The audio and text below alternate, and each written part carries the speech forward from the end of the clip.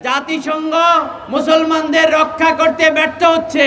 মুসলমানদের পাশে America, Russia, উত্তর কোরিয়া, চায়না দাঁড়াবে না, দাঁড়ায়নি। মুসলমানদেরকে ঐক্যবদ্ধভাবে এক উম্মার পিছনে দাঁড়াইতে হবে। আমরা এখন পর্যন্ত জাতিসংঘের বিকল্প মুসলমানদের কোনো বিশ্ব ফোরাম গঠন করতে পারিনি।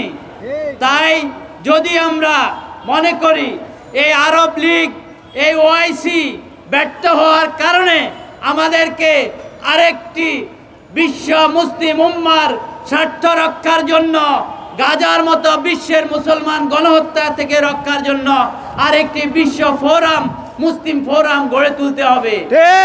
বন্ধুগণ, হিরোশিমা এবং নাগাসাকির যে ভয়াবহ গণহত্যা, তা পৃথিবীর মানবতার ইতিহাসে জঘন্য গণহত্যা। অথচ তার চাইতে 6 গুণ বেশি শক্তিশালী ধ্বংসাত্মক বোমা নিক্ষেপ করা হয়েছে গাজায়। এটি হিরোশিমা এবং নাগাসাকির চাইতে বড় গণহত্যা চালানো হয়েছে। অবিলম্বে এই গাজা গণহত্যার জন্য ইসরায়েলের অবৈধ রাষ্ট্র ইসরায়েলের নেতানিয়াহুকে মানবতা বিরোধী অপরাধে বিচারের আওতায় আনতে হবে। অবৈধ রাষ্ট্র ইসরায়েলকে মোকাবেলা করতে হলে মনে রাখতে হবে, মুসলমানদের পাশে আমেরিকা, রাশিয়া, উত্তর কোরিয়া, চায়না দাঁড়াবে না, দাঁড়ায়নি।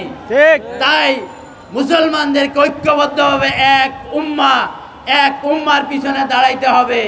ইতিমধ্যে বাংলা ভাষায় ইউটিউব, ফেসবুকে কিছু টুপিওয়ালা, দাড়িওয়ালা শয়তানের অনুসারী মুসলমানের মধ্যে বিভক্ত সৃষ্টি করার জন্য পোস্ট দিচ্ছেন। আপনারা সতর্ক থাকবেন। ওরা শয়তানের কুপ্ররোচনায় পড়েছে।